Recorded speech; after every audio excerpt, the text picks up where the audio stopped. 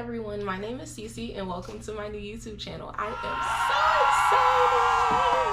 excited! I'm going to talk about goal setting. I really want to make sure that this new year, we all reach our goals. So today I'm sharing with you 10 goals that I would love to reach this year. I have separated my goals into 5 categories. The first of which is language learning. The second is intellectual stimulation.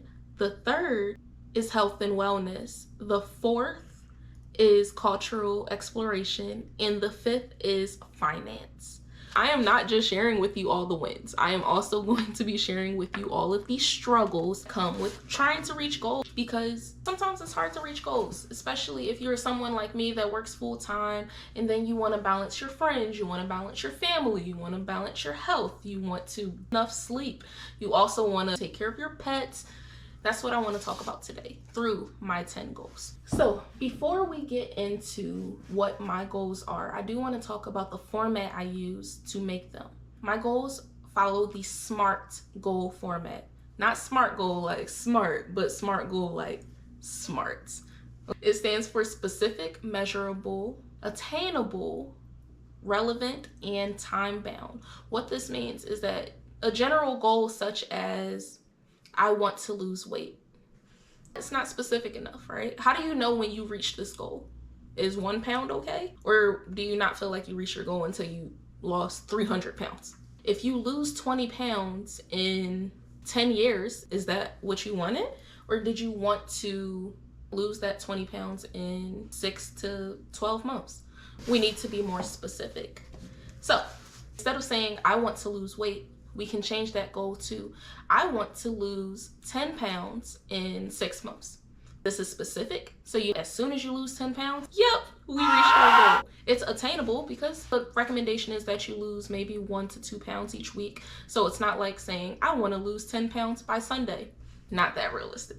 It is also relevant because if you care about your health and wellness, losing weight might be a goal that you have for yourself, and it is time bound. We are giving ourselves 6 months, so it makes sense. When you reach that 6-month mark, did you reach that goal or did you not? It's very clear. So SMART goals make it very easy to see if you reached your goal or not. Now for the good part, I can't do a full turn, but we are going to talk about my 10 goals, and we are going to start with language learning. I'm so excited. So my first goal relating to language learning is that I want to obtain 450 more hours of comprehensible input. Now, when you're learning a language, comprehensible input is input that you actually understand. So it's not just input. It is not the same as immersion.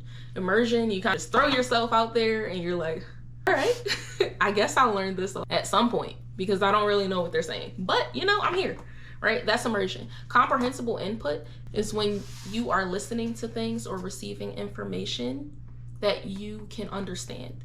So for me, comprehensible input is watching YouTube videos of Spanish speakers who are speaking very slow, right? Think about it this way. If you are in 9th grade trying to get to 10th grade, what kind of work are you gonna do? Are you gonna do 9th grade work? Or are you gonna do college level work? Chances are you're doing 9th grade work, because that is how curriculums work. You work at your level. So when it comes to language learning, I don't want to work at a different level than what I'm at right now. I want to master everything in my level, so then I have a smoother transition to the next level. Now, in talking about levels, I do want to talk to you about something called the CEFR, a framework that is used to determine what a person's language level is. Right now, I am at the A2 level. At A2, I can say how I'm feeling, I can describe some events. I'm starting to learn the past tenses and future tense, but I'm not able to have a conversation without thinking about every single thing I'm saying. Which leads me to my next goal. It is to take the SIELE exam. This exam basically tests which level you are at in 4 of the major categories of learning: listening, writing, speaking, and reading. You cannot fail this exam, which is amazing. You can take this exam, and when you get your results, you will see where each of those skills are. My goal is to be at least a B2 in all of those levels by the end of the year. So while I'm training my ears to understand Spanish more, my next goal has to do with my eyes. So goal number This is a 3. Goal number 3 is that I want to read 12 books this year, and I want 3 of them to be in Spanish. I love books. Everybody who knows me knows that whenever I move, my library comes with me. The problem is that I've read a lot of these books, but a lot of the books I've just been hoarding for years. And then I keep adding more and more books to my Amazon list, and I don't always read them. So this year, I want to read 12 books and practice my language skills at the same time. So 3 must be in Spanish.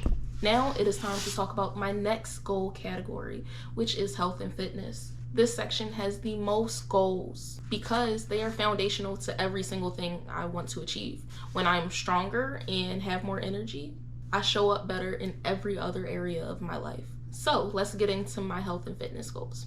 Number 4, I want to stretch consistently and by the end of the year be able to do a split.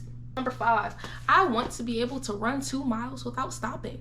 I love horror movies, absolutely adore them. Also love Criminal Minds. And those things teach me that you need to be able to run without stopping or tripping over air. Right now, I can't run. I don't even think I can run a lap. But if I can run 2 miles without stopping by the end of the year, I will be so proud of myself. Goal number 6, I want to actively walk 1,000 miles this year.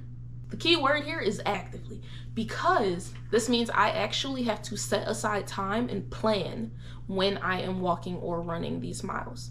So yes, my watch may show that during work, I walked 3 miles because I do work outside sometimes. But that's not actively walking. I need to say, oh, I'm going out. I'm going to walk one of my dogs for 2 miles.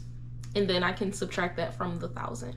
Number 7, I want to reduce my body fat percentage. It's a whole lot of love here, but I want to be healthier. So decreasing my body fat from 43% down to 35% is a really big goal of mine because it contributes to more heart health and higher levels of energy, which can never be a bad thing. Unless you're a child with a whole lot of candy, then it's a bad thing. Now on to the cultural exploration goals. So this year, I have 2 cultural exploration goals. Goal number 1, I want to make 5 new friends abroad. I learned so much in 2024 from teaching English as a foreign language because all of my students live in countries that are not the United States. So I've been engaging in so many cultural exchanges and I love it so much. Therefore, I want to do more of that in 2025. I want 5 new connections with people abroad. Goal number 9, I want to travel to Central or South America. I am super excited. Now, in order to reach this goal and a lot of these other goals that I might need equipment for, I need money. I need money. Like a lot of other people my age and older / younger, we got a little bit of debt. So I really want to pay off $5,000 worth of debt this year. That's a lot of money. Here's my logic. It'll give me more financial freedom because I will be saving money on interest and then I'll actually be able to spend more of that money that I have to support hobbies. Thank you so much for listening to the 10 goals that I have for next year. I hope they inspired you to either make your own list of 5 to 10 things that you want to reach next year, or to focus on one thing and make it come true. So coming up in literally all of my sequential videos, I will be diving into my goals. I will make progress updates for everyone to see. I will make some videos that will be dedicated to certain goals. So for example, I have a 31-day Spanish challenge coming up, which you can use for any language, not just Spanish. I will have book reviews coming up for the book lovers and bookworms on the channel, and you know, everything else you just have to watch the channel to see. And just remember, when you are making your goals, every category does not have to have the same amount of goals. Just because you have 5 categories does not mean you need 2 goals in each category. As you see, I did not do that. Maybe you want to focus on your mental health or work-life balance more than your professional development, or vice versa. Maybe you want to focus on your parenting or your spirituality more than you want to focus on your social life. Every person is different and every set of goals is going to be different. If you're struggling to come up with goals or you just need a little bit more guidance, I have 5 questions that I want you to meditate on before making your list. Question number 1. What would you do if you could not fail? Now, failure is not a bad thing, but sometimes the fear of failure stops us from starting a lot of things. So if you could not fail, what would you try? Number 2. What area of life do you feel the most fulfilled in? And what area of life do you feel the most dissatisfaction in? Number 3, what do you feel passionate about but have not started yet due to the fear of failure or just because you're a little too hesitant to pursue it? Number 4, if money, resources, and time was no object, what would you be doing right now? For me, I'd be traveling. I'd be somewhere with a briefcase, not a briefcase. I'd be somewhere with a suitcase, traveling and meeting people. But money is an object. So I created this language learning goal and this traveling goal. I sat and I thought about it. If I could do anything, I wouldn't be physically right here because I want a global lifestyle. So learning a language, connecting with people abroad is how I'm going to get there.